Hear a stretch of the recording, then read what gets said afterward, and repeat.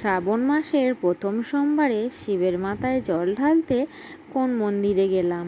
রাধে রাধে বন্ধুরা, তোমরা সবাই কেমন আছো? আশা করছি তোমরা সবাই ভীষণ ভালো আছো। আমরাও কিন্তু বেশ ভালো আছি। আজ হচ্ছে সোমবার, তোমাদের সবাইকে সাথে নিয়ে আজকের ব্লগটা শুরু করলাম। সাথে থেকো, আশা করছি আজকের ব্লগটাও তোমাদের খুব ভালো লাগবে। তো দেখো, সকালবেলায় মেয়ের টিফিন রেডি করে দিলাম। তো মেয়েকে না আজকে টিফিনে দিয়েছিলাম ফল। তো ফল কেটে মেয়েকে টিফিনে রেডি করে স্কুলে পাঠিয়ে দিলাম।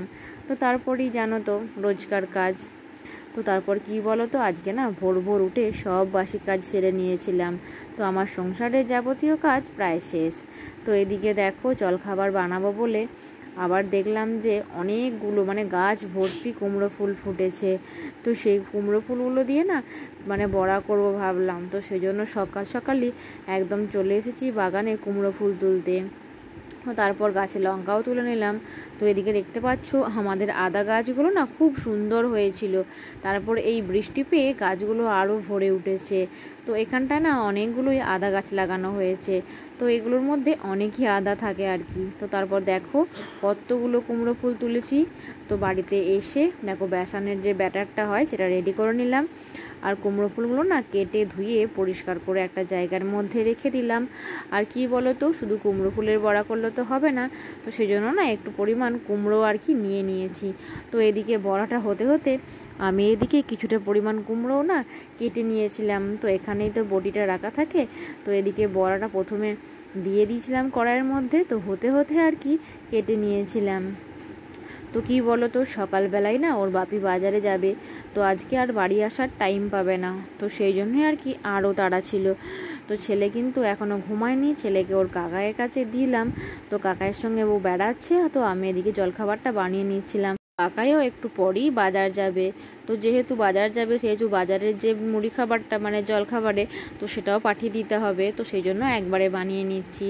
তো এদিকে হতে হতে ওর বাবাকেও টিফিনে করে দিয়ে দিলাম, বাজারে নিয়ে চলে গেল আর কি। তো দেখো কুমড়ো ফুলের বড়া আমার সব ভাজা হয়ে গেছে। এবার কুমড়ো দিয়ে বেগনি বানিয়ে নিচ্ছি আর কি। তো কুমড়ো ফুলের বড়া ওই 8টার মতো হয়েছিল। তো মেয়ের জন্য রেখে দিলাম। মেয়ে আজ টিফিনে ফল নিয়ে গেছে। তো স্কুল থেকে এসে আবার মুড়ি খাবে। তো ওর বাপিকেও বাজারের জন্য দুটো দিয়ে দিলাম। আর আমাদের বাজারে শ্বশুরমশাইদের জন্য টিফিনের মধ্যে ভরে দিলাম আর কি। তো এখন আর কটাই মাত্র আছে। তো বড়াগুলো কি বলো তো অনেক বড় বড় হয়েছে। তো গোটা গোটা ফুল দিয়ে করি তো তো সেই জন্য বেশ বড় বড় হয়। আর বেসনে ডোবালে তো আরও বড় হয়ে যায়। তো দেখো এদিকে সব বড়াগুলো ভেজে নিচ্ছি। এরপর তো আমার আরও কাজ আছে। এরপর চিড়ে সেদ্ধ বসাতে হবে, ছেলেকে ঘুম পাড়াতে হবে। তো তারপর কি বলো তো, আজ তো শ্রাবণ মাসের প্রথম সোমবার। তো আজকে না সকাল সকালই আর কি স্নানটা সেরে নেব আর কি।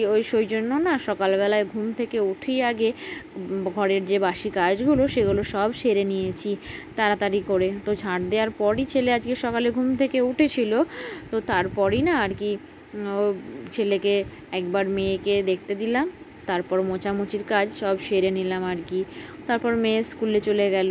তো এদিকে দেখো আমার বেগনিগুলো এপিট ওপিট করে লাল লাল করে ভেজে নিচ্ছি। আর কি বলো তো, একটু না খরা খরা করলে একদম আর কি ভালো লাগে না।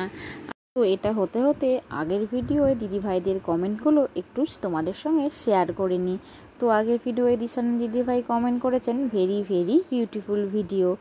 আর ঝুমা অধিকারী কমেন্ট করেছেন দিদিভাই তোমার ভিডিওগুলো খুব সুন্দর হয়। তো গোপালকে যদি ভিডিওর প্রথমে দেখাও তাহলে খুব খুশি হতাম। তো যাই হোক, আমার গোপালকে ভিডিওর প্রথমে দেখানোর অবশ্যই চেষ্টা করব। তো তুমি এই কমেন্টটা করেছো, আমার খুব ভালো লেগেছে। তো আজ থেকে আজকে তো এই ভিডিওর কমেন্টটা পড়লাম। তো তারপর না কাল থেকে চেষ্টা করব গোপালকে ভিডিওর প্রথমের দিকে দেখা। তো যাই হোক, দেখো বন্ধুরা, এখানে আমার বড়াগুলো ভাজা হচ্ছে। আর অল্প পরিমাণে ছিল সেগুলো হচ্ছে আর কি কড়াইয়ের মধ্যে। তো এদিকেও জলখাবার রেডি করে নিয়ে আমি স্নান সেরে নিয়েছি। তো ছেলে এখন ঘুমাচ্ছে। তো তারপর কি বলো তো, স্নান করে নেওয়ার পরে জামা কাপড়গুলো না এই উঠানের মধ্যে মিলে দেব। তো আর ছাদে যাব না, কেননা ছাদে গেলে আবার দেরি হয়ে যাবে। তো তাড়াতাড়ি ছিল যে ছেলে ওঠার আগেই আমাকে আর কি পুজোর কাজটা সেরে ফেলবো। তো সেই জন্য তাড়াতাড়ি করে এখানেই মেলে দিচ্ছি। তো তারপর সকাল থেকে তো বেশ রোদ উঠেছিল। তো তো বেশ রোদ ওঠার জন্য না উঠোনে দিয়ে দিচ্ছি, না হলে আবার ছাদে যেতে হতো, মানে তাড়াতাড়ি থাকলেও আর কি যেতে হতো। তো যেহেতু রোদ উঠেছে একটু পরেই দেখো আমাদের যে উঠোনটা আছে না রোদ চলে আসবে। তো দেখতেই পাচ্ছ দাঁড়াটার মধ্যে এখন রোদ চলে এসেছে। আর কি বলো তো, বেশি রোদে না এই কাপড়গুলো দিলে আবার রঙগুলো একটু ফেড হয়ে যায়। তো সেই জন্য রোদ উঠলে না কাপড়গুলো আমি খুব একটা রোদে দিই না। তো ফেড হয়ে গেলে কাপড় যদি না পরিষ্কারও থাকে আর কি, ফেড হয়ে গেলে একদম দেখতে লাগে না। তো সেই জন্য গ্রীষ্মকাল ভোর না আমি এই দাওয়াটার মধ্যে আর কি কাপড়গুলো মিলে দিই। তারপর ছেলের আর আমার মেয়ের কিছু জামা প্যান্ট ছিল, তো সেইগুলো না একবারে কেচে নিয়েছি। তো আমার আগেই আর কি বড় মা স্নান করেছে, তো বড় মা স্নান করে নিয়ে পুজোর জোগাড় করে নিয়ে শিব ঘরে আর কি পুজো দিতে চলে গেছে। তো এরপর আর কি আমি যাব। তো দেখো এখানে যে বেলগাছটা আছে যে শিবঘরটা আছে না, তো সেখানে যে বেলগাছ আছে, এখানে না বেলগাছটা থেকেই বেলপাতা তুলে নিচ্ছি। তো শিবের পুজোয় তো মাস্ট বেলপাতা লাগবেই। তো আমি এসেছিলাম আজকে এই মন্দিরটায় আর কি পুজো দিতে, শিবের মাথায় জল ঢালতে। তো এটা ছিল গঙ্গাধর শিব আর কি। তো এটা অনেক পুরানো একটা মন্দির। তো এটা না আমাদের বাড়ির খুব কাছেই। তো শ্রাবণ মাসের প্রত্যেক সোমবার এবং শিবরাত্রির দিনে আমি এখানে আসি আর কি। তো দেখো মন্দিরে এসেই দেখলাম এখানে পুজো হয়ে গেছে। তো বললাম না বড় মা পুজো দিতে এসেছিল, তো এখানে তখন বামুন ঠাকুর এসেছিলেন এবং পুজো করে গেছেন। তো তারপর দেখো আমি এখানে শিবের পুজো করার জন্য যা যা উপকরণ দরকার আর কি সেগুলো সবই নিয়ে এসেছি। তো প্রথমেই না ঘিটা নিয়ে নিলাম। তো ঘি নিয়ে ভালো করে শিবের যে লিঙ্গে আছে সেই শিবলিঙ্গে আর কি ঘিটা মাখিয়ে দিলাম। তো তারপর মধু দুধ এসব নিয়ে এসেছিলাম আর কি। তো সেই সব দিয়ে না শিবকে মানে শিব ঠাকুরকে আর কি স্নান করিয়ে দেব। তো কি বলো তো, আজকে না এতই ফুলের টান যে ধুদ্র ফুল বা আকন্দ ফুল কিন্তু কোনো গাছেই আর কি পাইনি। তো সবাই মানে যে যখন পেরেছে আর কি ভোর উঠে সব তুলে নিয়েছে। তো ভেবেছিলাম একটা আকন্দ ফুলের মালা গেঁথে আনবো, কিন্তু কি বলো তো গাছে একটাও ফুল পাইনি। তো ভাবলেও আমার আর উপায় হয়নি যে একটা মালা গেঁথে দেব। তো চেষ্টা করব পরের সোমবার একটা মালা গেঁথে দেওয়ার। তো যাই হোক দেখো ঠাকুরতলা থেকে চলে এলাম, এসে যে শিবলিঙ্গ আছে সেই শিবলিঙ্গটাকে আর কি স্নান করাবো। তো দেখো ঘি মধু ভালো করে আগে মাখিয়ে দিলাম, তারপর দুধ দিয়ে ভালো করে শিবলিঙ্গটাকে স্নান করিয়ে দেব। তো কি বলো তো, শিবলিঙ্গের স্নানেরও কিন্তু একটা নিয়ম আছে। তো প্রথমে দেখবে আমি অনেক জায়গাতেই আর কি শুনেছি যে এই শিবলিঙ্গের যে নিচের অংশটা আছে সেখানে গণেশ, কার্তিক, মা পার্বতী আর একজন দেবী আছেন তার স্থান। তো তাদেরকে প্রথমে স্নান করিয়ে তারপরে কিন্তু শিবলিঙ্গের মাথায় স্নান করাতে হয়। তো শুধু স্নান করালেই হয় না, এর অনেক নিয়ম বিধিও আছে। তো যদিও আমরা সব নিয়ম পালন করতে পারি না, তো শিবলিঙ্গকে স্নান করানোর পর অবশ্যই কিন্তু মোছানো উচিত। তো জানি না সবাই কি করে, কিন্তু আমি কিন্তু শিবলিঙ্গকে স্নান করিয়ে তারপর ভালো করে পরিষ্কার কাপড় দিয়ে মুছে দিই। তো তারপর দেখো এদিকে আমি চন্দন কাঠ পিড়েতে চন্দন ঘষে নিচ্ছি। তো বেলপাতা দিয়ে চন্দন দিয়ে তারপর শিব ঠাকুরকে অর্পণ করব। তো সে দেখছই তো মানে এভাবে আর কি পুজো করছি। আর আমার ছেলে এদিকে ঘুমাচ্ছে। তো খুব তাড়াতাড়ির মধ্যেই আর কি পুজোটা সম্পন্ন করেছি আমার। তো এই যে তারকনাথের বাবা তারকনাথের ছবিটা দেখছো, এই তারকনাথের ছবিটা না আমার ছেলে হওয়ার পর যে গঙ্গা স্নান করতে গিয়েছিলাম তখনই আর কি তারকেশ্বর গিয়েছিলাম। তো এই তারকেশ্বর থেকে না বাবা তারকনাথের ছবিটা নিয়ে এসেছিলাম আর কি। তো সেটা আর কি আজকে যেহেতু শ্রাবণ মাসের প্রথম সোমবার, তোমাদেরকে না বাবা তারকনাথের দর্শন করিয়ে দিলাম। তো যাই হোক দেখো শুধু তো আর শিবজান করালেই হবে না, আমার গোপাল সোনারাও আছে। তো ভাবলাম যেহেতু আজকে সোমবার, তো গোপাল সোনাদেরও না আজকে একবার স্নান করিয়ে দিই। তো এদিকে গোপাল সোনাকে স্নান করিয়ে সুন্দর করে সাজিয়ে দিলাম। তো তোমরা কম বেশি সবাই জানো যে আমি গোপাল সোনাকে স্নান করানোর পরে বাড়িতে যদি চকলেট থাকে অবশ্যই, তো গোপাল সোনাকে না স্নান করানোর পর একটা করে নিবেদন করে দিই। এদিকে দেখো বাড়িতে অনেকগুলো পদ্ম ফুল ছিল। তো ভাবলাম এই পদ্ম ফুলগুলো তো আর এইভাবে ঠাকুরের চরণে নিবেদন করা যায় না, তো পদ্ম ফুলগুলো কী বলো তো একটা একটা করে না ফুটিয়ে নেব।